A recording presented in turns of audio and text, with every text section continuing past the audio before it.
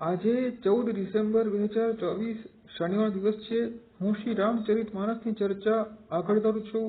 ત્યારબાદ પ્રભુ શ્રી રામચંદ્રજીએ શિવ ધનુષ્યને તોડી નાખ્યું અને ત્યારબાદ બધા વ્યક્તિઓ અત્યંત પ્રસન્ન છે અને દેવતાઓએ પ્રભુ શ્રી રામચંદ્રજી ઉપર પુષ્પની વર્ષા કરી અને નગાડા વગાડ્યા અને ભાટોએ સુંદર ગીતોનું ગાન કર્યું અને રાજા શ્રી જનકજી અત્યંત પ્રસન્ન છે કારણ કે તેની પ્રતિજ્ઞા પૂર્ણ થઈ ચૂકી હતી અને તે સમયે શ્રી સીતા માતા અન્ય સખીઓ સાથે આવ્યા અને શ્રી સીતા માતાએ વરમાળા પ્રભુ શ્રી રામચંદ્રજીના ગળામાં પહેરાવી દીધી અને આ રીતે પ્રભુ શ્રી રામચંદ્રજી શોભિત છે.